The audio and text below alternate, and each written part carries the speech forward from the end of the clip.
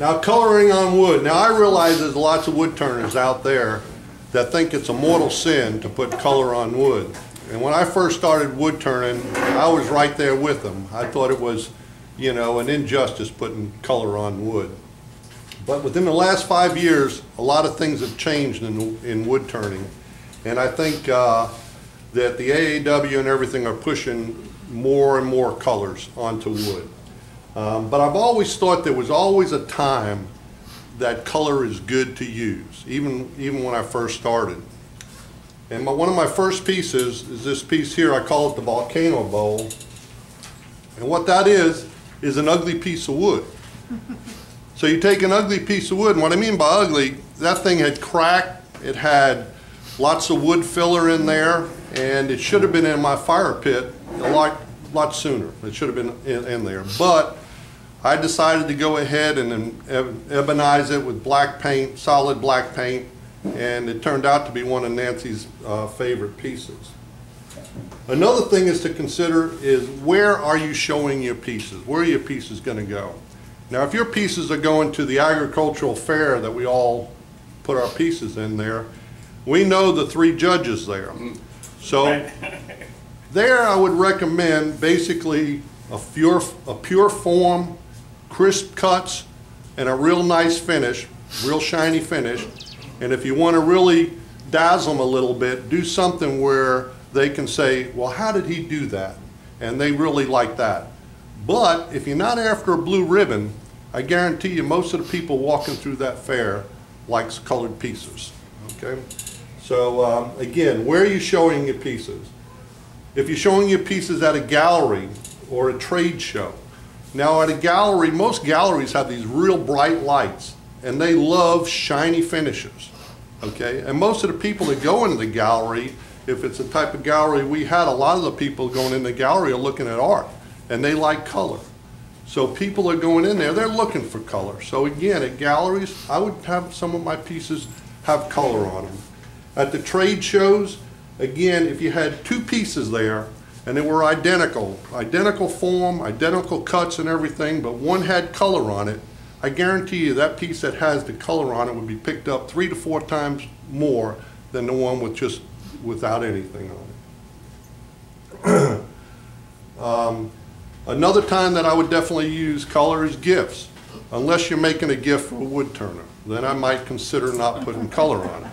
But really and truly, gifts, we do these gifts for a lot of the charity works and places like that. We make a lot of ornaments at Christmas time. Everybody likes color. Everybody likes color in there. They love the Christmas colors, and they like them on their ornaments. So again, on gifts, I would definitely consider using color. And if you're showing your piece at an AAW symposium or one of their events, they are pushing color. They are pushing color, and they've been doing it for the last 5 years. Now, if you look at this month's magazine, they go way beyond anything I would ever do. I mean, look at that. So they are pushing color, and so I think it's okay to consider color. Last week I sat down to try and come up with an outline on things that I wanted to cover tonight. And I wrote them down, and these are the things that I came up with that I wanted to talk about on how to put in color on woods. Okay, these are the things I wanted to cover. Surface paints, colored lacquers, stains, dyes, colored crystals, inlays, colored clay, colored plastic, ebonizing, metal contrast, colored wood inserts, colored glass, metallic dust, fluorescent colors, pearlized colors, iridescent pens and pencils. And another 2 topics I wanted to cover was oil-based versus watercolors, and transparent versus opaque colors. Well, ladies and gentlemen, if I sat down and started talking about each one of those subjects, I'd still be talking here at the next meeting, okay? So basically, I had to stand back and I had to reevaluate my objective tonight, okay? So my objective tonight basically boiled down to show you what I'm doing with color right now on my pieces. And also keep it simple, okay? really and truly keep it simple. And what do I mean by keep it simple? I wanted it to be real simple technique to show you. The simpler the better, so that you can go home and not fear about trying it, going ahead and taking the color and putting it on pieces. And then you can go home and add to it and develop your own technique. And then soon you'll be back here teaching up here your techniques as far as color goes. Because believe me, as you can see, there's so much stuff out there as far as colors and what you can do to the wood. But again, tonight it's going to be pretty keeping it pretty simple. Okay, the things that I wanted to do tonight is first I'm going to show you some of my past colored pieces and basically showing you the coloring methods that I used on it. I also want to go ahead and discuss some of the thought process that went through of putting the color on the wood. It's not just something that you go ahead and blast the wood with color. It's really a thought process that you have to go through. And then I'm going to demonstrate how I apply these basic background colors. So right now let's go to some of my pieces. I think the first piece I want to show you is this piece right here. And again, some of the things you got to think about. Is it hardwood or is it softwood? Is it dark wood or is it light wood? Because what you're considering here, softwood will absorb your dyes and your stains a lot quicker than hardwoods or your exotic woods. So you really need to look at your wood and think about it. And the character of the wood. Is it a burl? Does it have a lot of figure in it? Is it a crotch piece? Is it quilted? I think that piece there just about has it all. Okay. Then you look and see what you see in the wood. Now I turned this piece here as a bowl and I let it sit in my shop for about at least 2 months. And I kept looking at it and I kept looking at it. And again, what did I eventually see in it? I saw basically ocean scene in it, okay? And then all of a sudden it dawned on me that's what I wanted to do to it. And then I basically started working with my color. So that is a part of the thought process with that. Okay, let's go to this one here. This piece here is a good example. The AAW ran in one of their galleries, they called it Currents. I live out of Fort George Island, and Sam, we were out there at the beach doing the mold for our exhibit, collaboration. And I sat there and I was looking out over the dunes and I saw all the seagrass out there and I saw the ocean out there and I saw new sandbars being formed and everything, and boy, it just hit me. I said, that's what I want to do for that gallery, and that's what I came up with. Now this piece here, what you got to think about this piece here, again, the same thought process went before, but the most important thing when you're dyeing and coloring your wood is the absorption factor, okay? A burl is going to absorb your dyes a lot different than just the chatoyance area. So you got to work with your dyes and you got to work with your wood. Nancy, let me just turn it so I can just see. You can see this area in here is, just turn it towards Keith a little bit. This area here is light. I basically dyed it and I went and I worked the wood and I used sandpaper, basically sanding it down. I basically start off with basically a light background. I used to call it my pastel background. All I'm doing is putting my dyes on very, very lightly, and then what I do is I work it forward. In other words, areas that I've got too dark, if this was too dark, I'd sand it down, okay? And I'd sand other areas down, and then I'd go back and I'd put another swath of dye on there and slowly bring it up. And again, like I said, the burl areas, you can't basically control a burl area with your dyes. I mean, it's a bunch of different type of density woods, and you just don't know how it's going to take up the wood. But again, the most important factor here is controlling the absorption factor. And there's basically two ways you can control that absorption factor. One is a sand and sealer. I use a sand and sealer 95% of the time. I always use the sand and sealer. Then what I'm going to do is I usually dilute my dyes and I start out light, and I keep adding to it until I get, you know, the results that I like.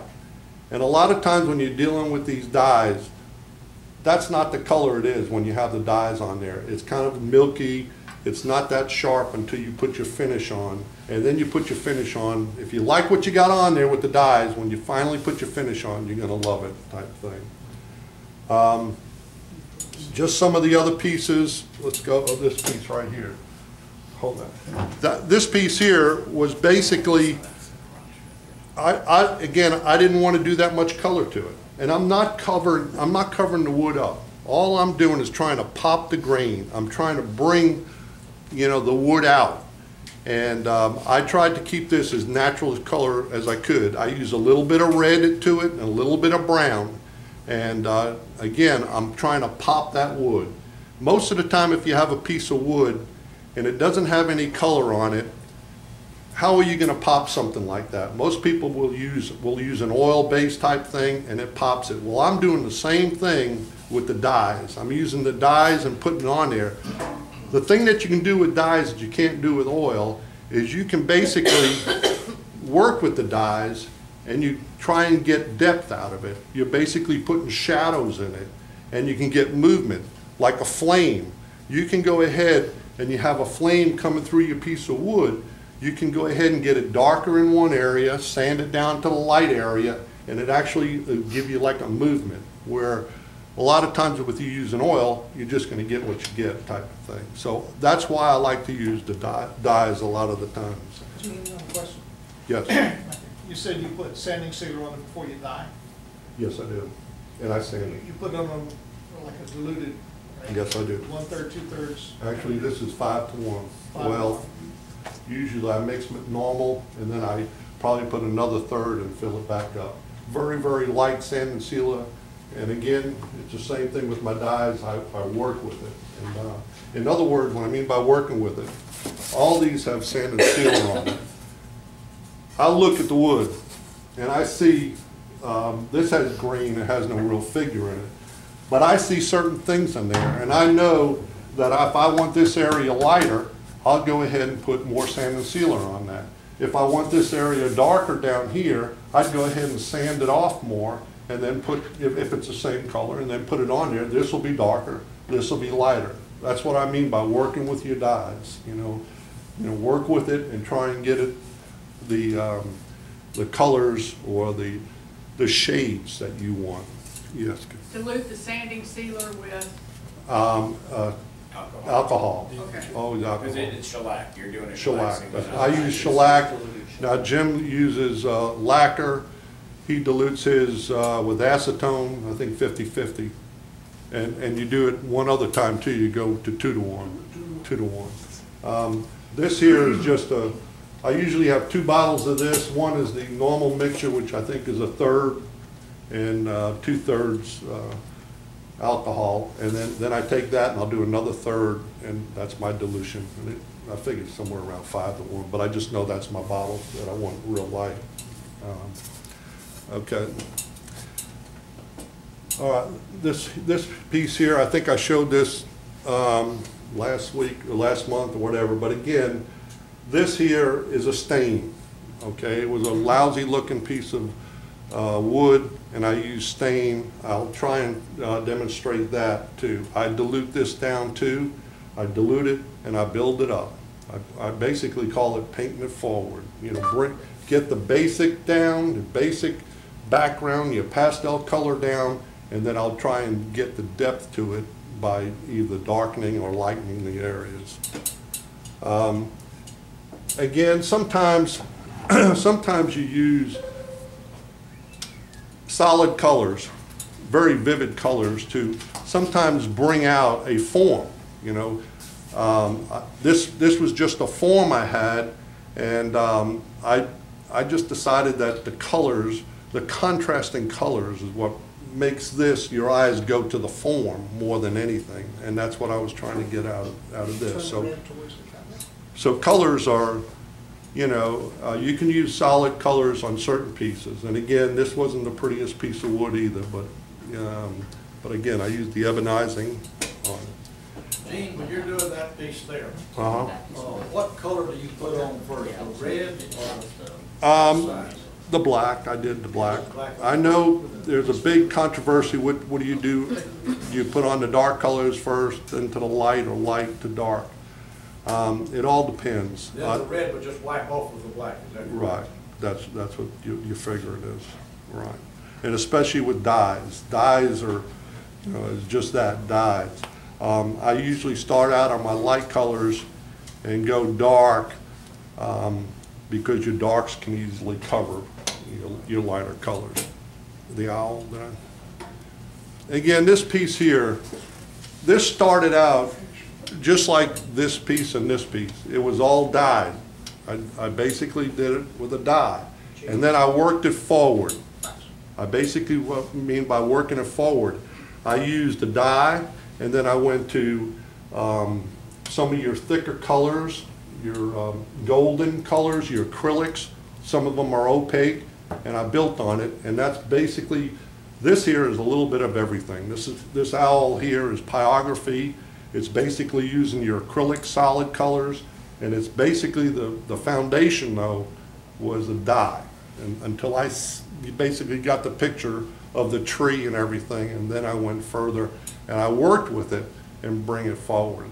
And again, tonight we're not getting into, this is more like Art 101. I'm not going to get there and show you how to do the paintings and everything. What we're interested in doing tonight is basically showing you, get your colors on your bowl and try and work with those dyes and then add to it.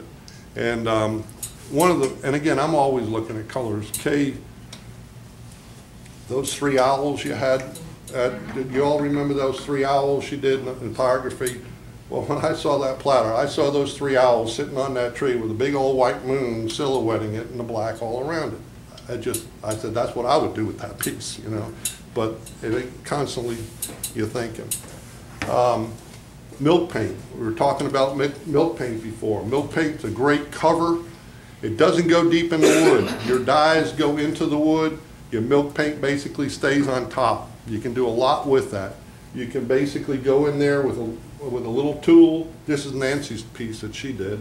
And you basically go in there and you're just chipping off or taking away the paint that you put on there, that milk paint. And it's really, really a neat technique. In fact, Dixie Biggs, y'all know who Dixie Biggs does. This piece right here that she does her 3-leaf clovers or her clovers in, she basically paints them like a yellow in that one area and then puts green over it and then basically scratches through the green and brings out the yellow. So she's basically playing it forward or painting it forward, adding to it. She always also does a couple of scratches so you actually see the wood around the leaf. Have a look at that.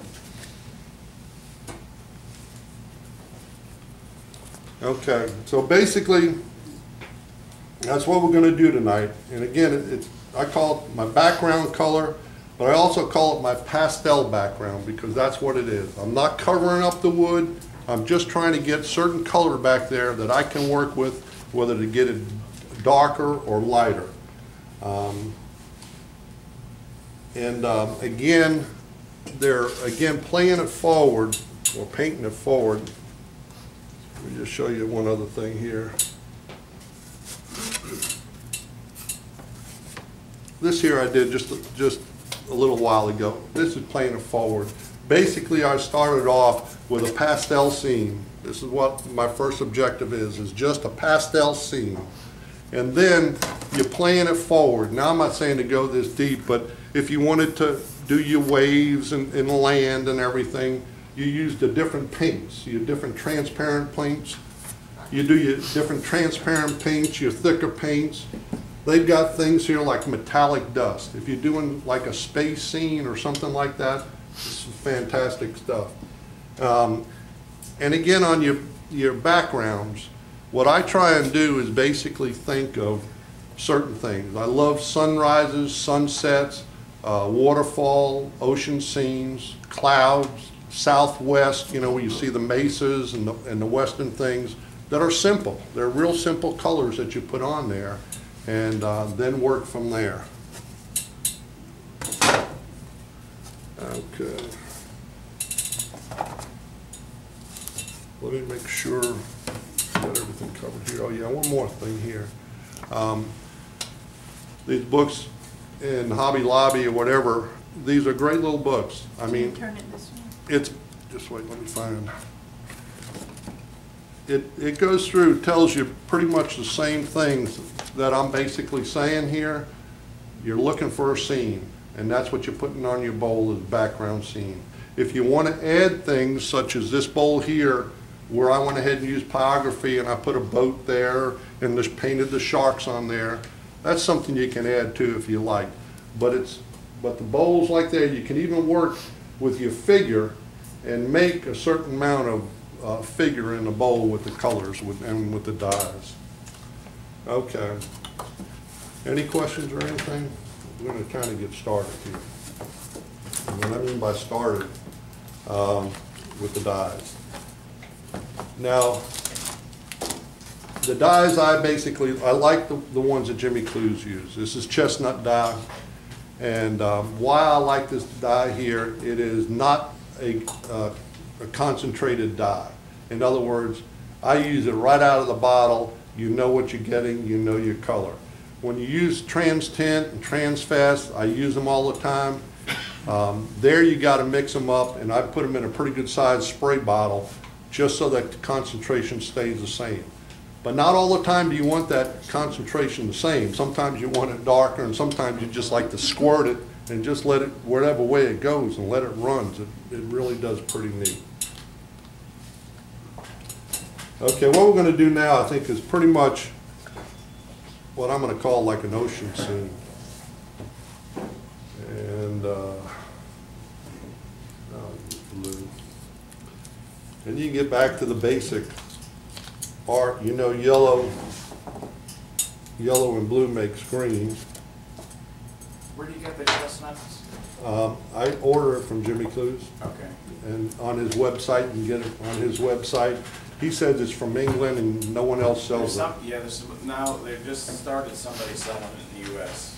Is that right? Yeah. But Jimmy said he was going to put it on his internet and everything.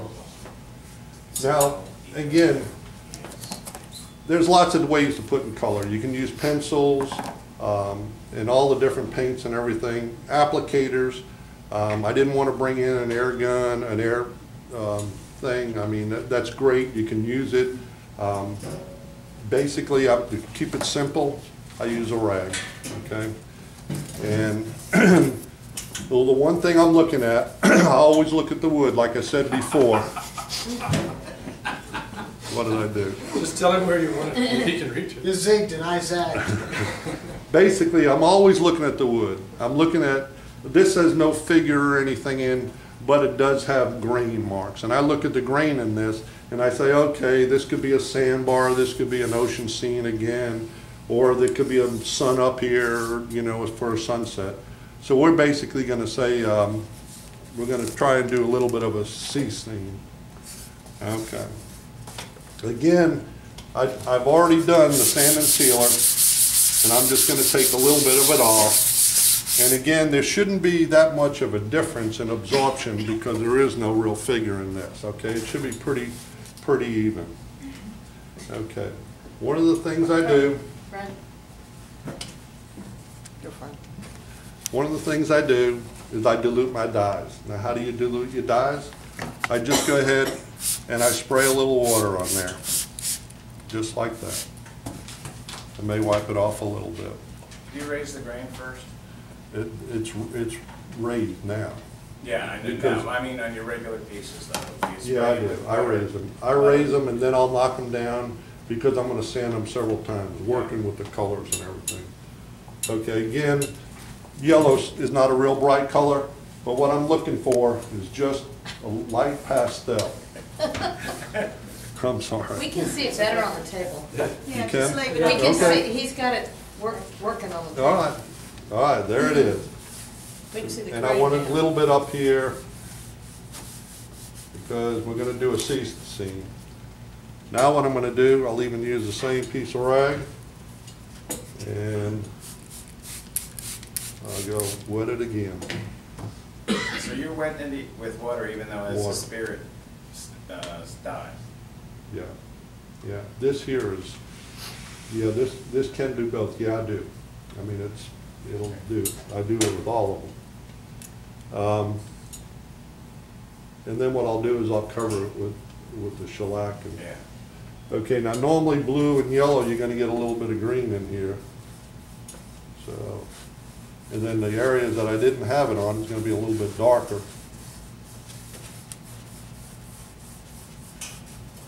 And you just kind of work it in. Do you work out your plan on something like that before you go to something like that? I think about it. Okay. You know, there's a thought in my head and what I'm gonna try and do. Do I practice it? No. Do I erase it sometimes with sandpaper? Yeah, you know. But, you know, every one of them is different. And it's fun. I mean, it really is fun. And again, I recommend that you go, Jim's got, this is where I buy them, these boards right here. And what's great about these boards, you can go ahead and do your dyeing, and then you can go ahead and get out your piercing tools, and you can practice piercing, you know, on it. You can do your burning, so you can do it all on a piece of board like this, again, as a practice, and then go ahead and do it onto your bowl. Okay, let's see if I can get this here. Is that just Baltic birch plywood? Do what? Is that Baltic birch plywood? Yeah. And it does have good grain in it, so that you'll see different things in it. You'll see, if I put it on too thick there, I can go ahead and I can blend it.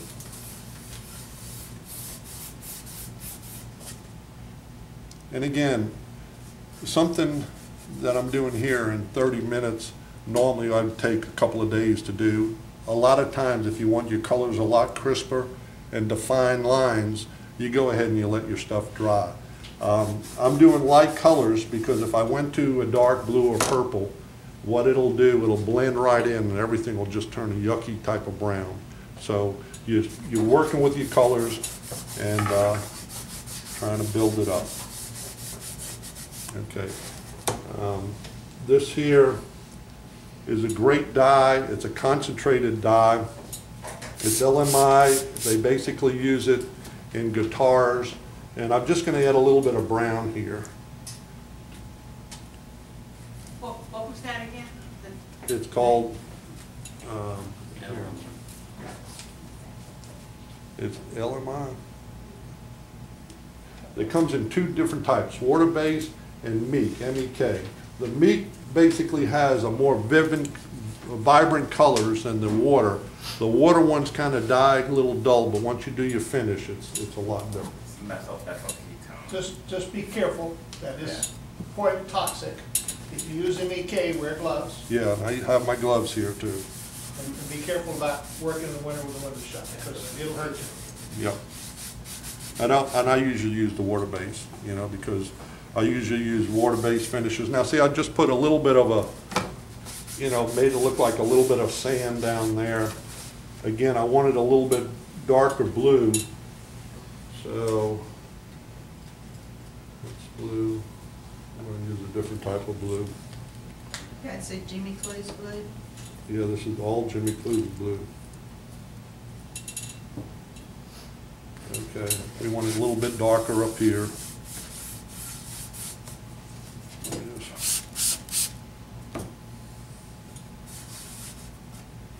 And I kind of blend it in.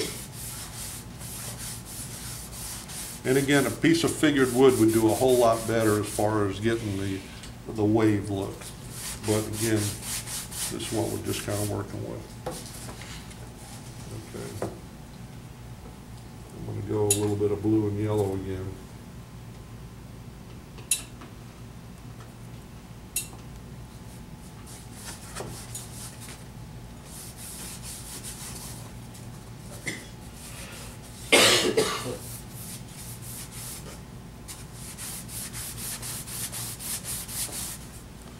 And you might want to carry it down just a little bit more.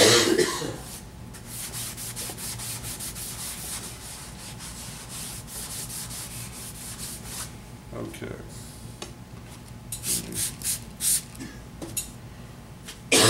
Am I all over the place? No, you're doing fine.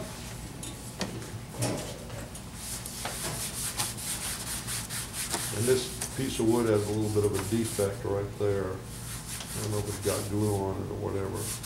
But you get the idea what I'm trying to do here.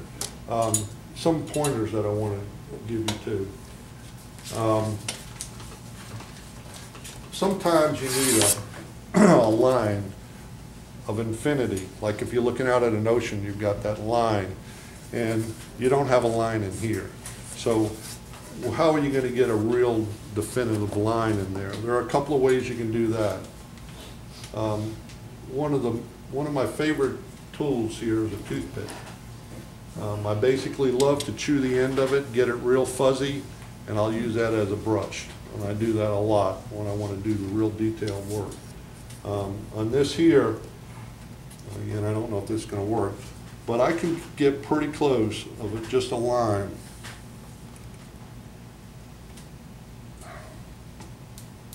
You know, let me get over there. I say I can, but normally I can. Let me see here. This will be a little bit.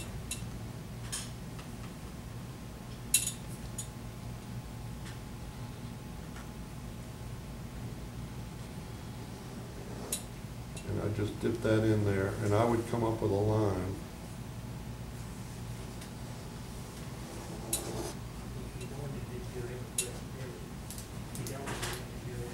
That's right.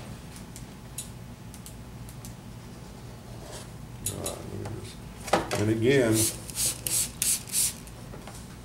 you can still blend it a little bit.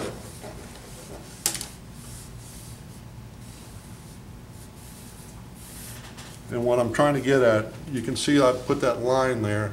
That could be like a desert scene or something along that lines there. And then you can come down and blend it below it, but it gives you that very firm line. It's best to go ahead and let your dyes dry before you do that, or let it dry before you go on from there. Let me show you some other little tidbit things here. Okay, another thing you can do, and again, these colors are not matching, it's just what I have out here. Again, this is just acrylic, water-based acrylic, and you can see how thick that is right there.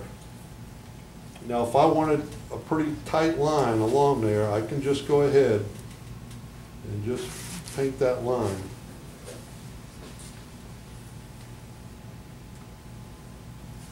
Okay, and follow that line.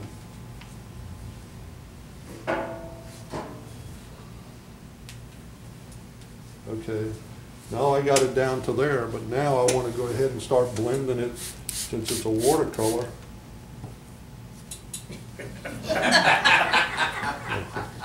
We can't see it. And then you can come in here and do the blending just like you did with the other dyes, because basically all I did was took this acrylic and basically turned it into a dye just like those others. And again, using the water, I can basically blend it into the colors or the tones that I want. You get what I'm trying to say as far as bringing it down into the colors? I used to work and do that. But those acrylics are opaque mostly. Mostly the acrylics, the fluid acrylics are opaque. The golden, these are transparent. These are air, you can put them on with your air brushes and things like that. They're basically transparent. You can dilute them down so that you get almost the same way. I'm not saying not to use it and everything. I just hate to clean up the air brushes. I mean, the type thing. So that's why I'm doing a little lazy type thing. Let's see what else I can show you. Okay. Again, this is a bowl I turned, and again, like I was telling you, one of the things you look at is the wood itself. You look at, what's there, what do you see there? And I I see something and my wife sees something totally different. She's seen some type of marsh scene or something, you know. She's right. And me, I see a western scene. You see the line there. I see like a big rain shower right there. Or if you even want to look a little further, you can see this mushroom cloud here. You know, so you know. That's what I was thinking. Yeah, mushroom cloud. But again, some of the things you got to look at. You see how this one line here doesn't come in here? What I'm saying is, like, if this is my distant land, it doesn't come in here. Well, that's what I would use this for. In other words, right here, I would either make this the land and bring it right across here and then make all this, let's say, a sunset or whatever. But it's what you want, what you think about it and what you want to do with it. Okay, one other thing I wanted to show you too. Does anybody have anything to open this can with? Yeah.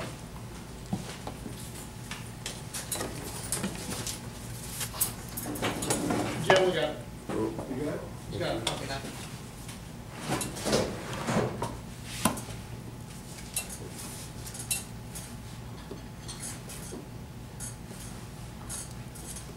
Okay. Okay, now all this is a stain. And again, we're talking about dyes, but it's the same way with the stains also. Is he trustworthy? I better get it back now. Oh, yeah, you better get it. Straight point, we'll leave this up here. Okay, thank you. Okay. Again, a lot of times you'll go ahead and you'll get a bowl, you don't like the background of it, and you want to go ahead and color the wood on it. And again, you can use the same technique with a stain. This is the stuff you buy right out here. So this is black cherry, okay? And again, I do the same thing with it. I basically wet it down.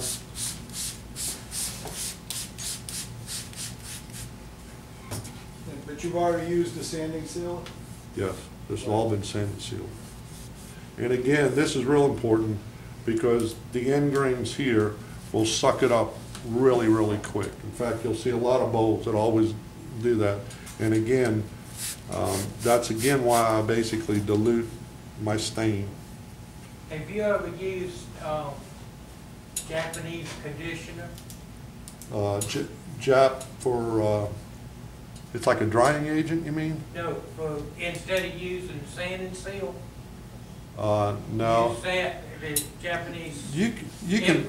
The end grain, it looks just like good. everything else once you wipe that on there and let it dry. I'll try it out. We do crafts, and we had a lot of problems with end grains. End grain. And we got, I talked with somebody and he told me to try it, and it works out perfect. When I use sand and seal, I use shellac, and like I say, Jim, I know, use lacquer. And believe it or not, you can sand anything, whatever you put on there, you sand it off. Yeah. You're actually sand and sealing it. Okay, so I want to just go ahead and lightly put this on. And I got it all over my fingers. And again, I'm trying to find out, where the end grain is, and I'm basically trying to smooth it the best I can.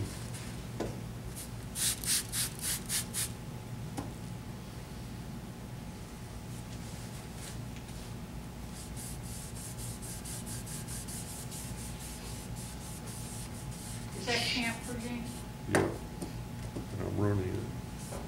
I'm gonna have to do a lot of sanding with this afterwards. Thank you. This will be pretty dark here, so I'm gonna lighten that up too.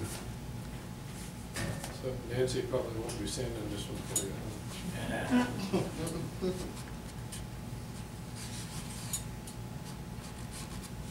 But the difference between stains and dyes is stained is colored through pigments that actually sit in the pores, and dye is not. It's just a color, and it dyes the cellulose. So sometimes stains on a porous wood can muddy things up a little bit because of the pigments. And again, this will dry a lot different color really.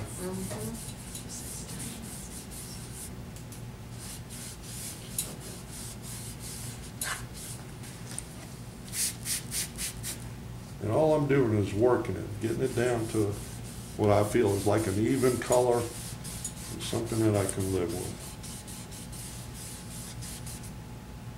And again, this area here is going to have to, and you are going to get certain areas a little bit too dark. And you're going to have to go back and either sand it out.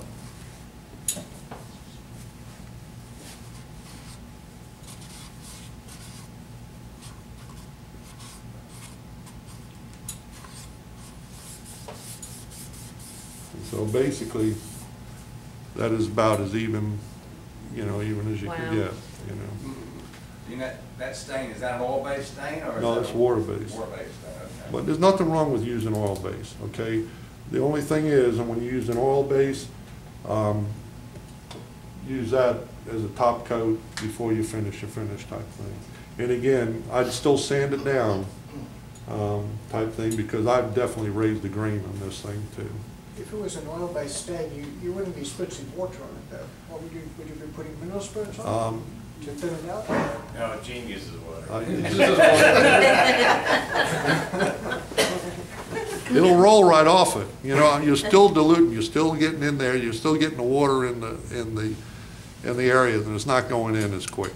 All you're doing is slowing that oil from going in there, okay? It repels, that's what you want. But eventually it will, dry off and it will be in there. But you're trying to wipe it off, until you get that right film on there with the oil base, and then eventually it'll dry. And try it. Water will evaporate. Yeah, water will evaporate, and then the oil is down in there, and hopefully you've got it even like you wanted it, type thing. I know it sounds crazy, but it works.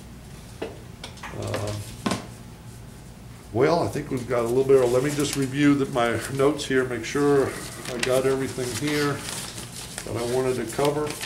I've got a couple of pieces here that if anybody wants to come up and try it, I mean, you're welcome to do it. And I think that's pretty much it. I'll say for me, I tend to use dyes more than stain. I tend to use them, I have a couple airbrushes, and one airbrush I have for applying dyes. So it's pretty wide open. It's a big nozzle diameter but it's the same thing. I use really dilute dyes, and you just apply it over and over. It starts to soak in, and then as you build up the color the way you want it. And it's not just for color. I mean, just like you're doing now, I find that for cherry, where you get, some degree of sapwood in there sometime, and you don't want to wait the time for everything, or even if it's fresh cherry and it's all heartwood, you'd like it to get to that nice rich color faster than putting it out in the sun. So I'll use a dye for that, and I use the trans tints for that, and it works great. And again, if you get a little bit of a grain run in your wood, you can go ahead and play with your dyes. Again, I like dyes just like Ed says. I like dyes over the stains. I will do the bottom of the bowl stain, but you can use the dyes to make it look like a run. What is it? The box elder. You know how box elder, that red in there? Well, I can take a light wood and make it look like box elder sometimes. I've played with it that way. Ben Foe does the same thing. Notice the pink fades away. Yeah. He automatically puts airbrush pink and red and stuff. Yeah, yeah, and it's amazing what you can do with it. And it's all it is working with it. You know what you want in your mind, and just keep working with it. And again, it's not a hard thing to do this type of stains. If you don't like to go the big colors, again, this is just a dye, with a little bit of red and a brown in it, type thing. And it just, I thought it turned out, really nice. And it gives you that flame. And what oil wouldn't have done here, it wouldn't have given you that. It might have, but it wouldn't have given you the depth and the flow that I can get with a dye over oil. type of thing. And again, as far as applications, you can use anything you want. I use, like Ed says, I keep my good airbrushes aside, and I use those glass jar ones, you know, or the ones you buy from Harbor Freight, whatever, and just put the dyes in there and use it. Rags are good, you know, they get the job done. The other thing I like sometimes, now Gene, you can see all of the pieces he does, he really likes to accentuate the grain because he's very often dyeing the whole piece. Sometimes I'm not doing the whole piece, and I like to have a contrast between the wood that's the raw wood and the color.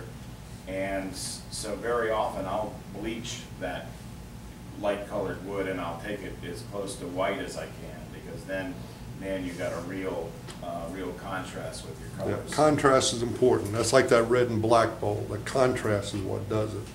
And again, that's what you're trying to do with that bowl in the back is having a certain amount of contrast there. It looks like shadows. When you've got that contrast, it makes shadows in there that you can do. Also, you always hear me talking about finish to finish. I use this a lot to finish my finish. This is Abalone. It comes in 360, 500 grit, 1000 grit, 2000 grit, and 4000 grit. And this is a fantastic thing to use for finishes, especially like when you're doing lacquers. It doesn't matter if you use satin lacquer or high gloss lacquer. You can basically take high gloss lacquer and knock it down to semi-gloss by using 1000 grit, you know, or polish it up and get, you know, the high gloss. Again, it's playing with what you got.